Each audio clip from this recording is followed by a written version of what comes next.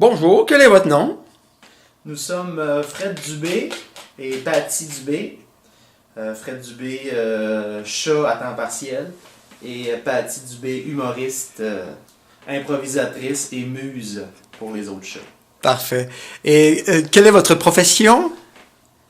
J'arrondis mes fins de mois en lichant mes fesses. Puis elle, elle est auteure et humoriste. Excellent. Voilà. Alors, pourquoi ce choix de métier, là? C'est-tu nous qui choisissons l'humour ou c'est l'humour qui nous choisit? Ça revient à demander l'œuf ou la poule, Guy Cloutier ou Renan Gélil. On sait pas qui est venu avant l'autre. Non, c'est une bonne question. C'est un désir. Moi, ça s'est passé assez jeune, au secondaire. J'étais comique dans mon équipe de soccer, de hockey. Et ensuite, j'ai essayé de transformer ça en œuvre artistique parce que l'humour que j'avais dans la vie, je disais, ça se peut-tu, est-ce que je peux transposer ça sur scène? C'était comme un besoin de s'exprimer. Puis, en parlant avec ma psychologue, au début, je pensais que je faisais de l'humour pour faire des rapprochements et créer des liens avec les gens que j'aime. Mais finalement, je fais de l'humour pour créer une distance avec les autres êtres humains. OK. Processus de création, ça pourrait être quoi un peu, là? Processus de création, ben c'est... ça, c'est de la création, ça. Qu'est-ce que tu fais là? T'es en train d'arracher mon agenda. J'ai encore un agenda papier, Colin. Alors, processus de création. Processus de création, ben c'est... il n'y a pas de début puis de fin, hein. Ça se nourrit tout le temps, c'est tout le temps en mouvement. C'est comme si ouvrir, avoir la... On pourrait vulgariser ça par avoir la switch à on. Fait que chaque chose que je lis engraisse mon atelier d'artiste. En fait...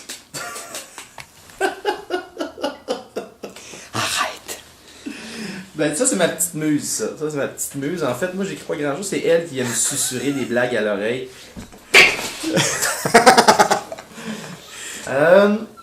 En fait, on pourrait dire que chaque artiste a son atelier. L'atelier qui est un état mental. Et il faut mettre des choses dans l'atelier. C'est-à-dire des livres, des lectures, du vécu, des opinions, des outils, des techniques d'écriture plus technocratiques. Pour ensuite, quand tu vas dans ton atelier d'artiste, avoir des outils et avoir des matériaux avec lesquels s'amuser et créer. Ça se fait pas tout seul comme ça. Fait que ce qui peut de manière... Là, Patty, là. Fait que... c'est ça la vie. Imagine j'avais des enfants. Fait que c'est ça. Fait que chaque artiste doit alimenter son atelier. Excellent, ça. Et puis, ce qui aide à créer, ben moi, le café m'aide beaucoup à créer. Lire m'aide beaucoup à créer. Des romans, mais beaucoup des essais aussi. J'essaie de transformer de façon humoristique ce que je peux lire dans des essais sur l'économie, sur le politique et tout. Fait que café, lire, vivre, aussi c'est mettre des bûches dans le poêle de l'indignation. Tu sais, être indigné, être révolté, ça se fait pas tout seul. Ça se cultive, ça s'engraisse. Et puis oui, des fois on peut être en colère, mais c'est justement par l'art qu'on peut transformer la colère en révolte. Parce que la colère, ça se fait tout seul, la révolte, ça se fait à plusieurs. Je me révolte, donc nous sommes, dit Albert Camus. Et puis, voilà. Excellent. Ma prochaine question, c'était quels sont tes amis de la création? Je pense que tu viens de répondre. Oui, c'est. Puis aussi, bon, il y avait, je dis le café, là, puis aussi côtoyer des gens. Je côtoie autant j'ai des amis avocats, j'ai des amis travailleuses sociales, j'ai des amis poètes, j'ai des amis professeurs, journalistes. Et puis, je leur parle, ils m'inspirent aussi, ils me partagent leur indignation. Après les spectacles aussi, le public vient me partager des moments forts, des moments plus faibles de leur vie. Puis tout ça m'inspire en fait. C'est d'être sensible. Je pense que l'artiste c'est quelqu'un de sensible. Okay. C'est de développer la sensibilité. Puis ce que je dis aussi je suis professeur à l'école de l'humour de soir. Alors, je donne des cours du soir. Et ce que je leur dis, au premier cours, je leur dis d'être à l'affût des tensions. Dès qu'il y a une tension, il y a matière à créer. Quand tu lis le journal, tu lis un article, que tu le comprennes ou que tu le comprennes pas, tu ressens quelque chose, soit émotivement, il y a une tension, ou intellectuellement, il y a une tension de « je comprends pas ça » ou « ça me fait une telle émotion ». Fait que prends en note les tensions quand tu te chicanes avec ton chum ou avec ta blonde. Il y a une tension en souper en famille, souvent. On lit dans les statuts Facebook, je m'en vais chez moi à Noël, dans le temps des fêtes. Déjà là, tu sens qu'il y a des tensions. Fait que prends en note chaque moment de tension. Ah là, ta parole, je m'ai dit. Elle n'a pas de bon sens. Elle a eu de l'attention. Ça, c'est pas de la tension, c'est de l'attention. C'est ça, mais là, on tombe maintenant dans les ennemis de la création. Les trucs qui te font décrocher ou qui... Je sais pas, on pense peut-être aux réseaux sociaux, des choses comme ça. Mal calibrer ses doses de drogue. OK. C'est clair. Non, ben évidemment, en humour, les drogues fortes pour créer, c'est plus difficile. Moi, j'en prends pas. J'ai des amis qui écrivent en fumant de la Marie-Jeanne, du thé, comme dit Jack Kerouac. Encore là, il faut trouver sa dose et sa sorte. Écrire en boisson, ça vient pas non plus. Moi, ma drogue, c'est le café. Fait que bien choisir ses drogues de création. Les ennemis aussi, trop douter, c'est un ennemi à la création. Ou pas assez douter, c'est aussi un ennemi à la création. En fait, créer, c'est comme même relation qu'avec de l'eau. Hein. Pas assez d'eau, tu meurs de soif. Trop d'eau, tu meurs noyé. Un poète, voilà, un poète. Sur cette parenthèse, je vois que tu as un micro à côté ici. C'est vraiment ton outil de travail, même quand tu répètes, c'est ça, hein? Oui, ben ici, c'est ici que je crée. Ça, c'est mon atelier, pas mental, mais technique. Fait qu'ici, j'ai le petit lit à Patty. Patty, elle se couche ici. Et ensuite, j'ai l'ordinateur que j'écris. Mais je passe de l'ordinateur au micro pour que ce soit plus viscéral, vivant.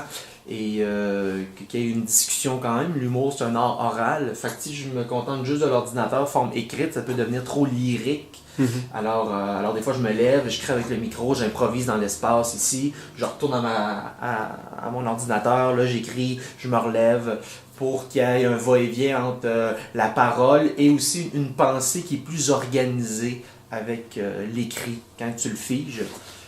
Et voilà. C'est bon. Il y a certains sportifs qui font de la visualisation. Ils s'imaginent, mettons, en train de descendre une piste de ski à haute vitesse ou quoi que ce soit. Est-ce que toi, tu te visualises? Est-ce que, je sais pas, est-ce que c'est un truc qui te sert ou pas vraiment? Tu te vois sur scène ou pas? Ou... C'est une des choses les plus stupides qu'on m'a dit. Non, mais comme mettons pour... Non, c'est pas vrai, c'est une très bonne question. Oui, j'en fais de la visualisation, je te niaisais. Oui, c'est très utile. Ouais, surtout avant des longs spectacles, des heures de spectacle.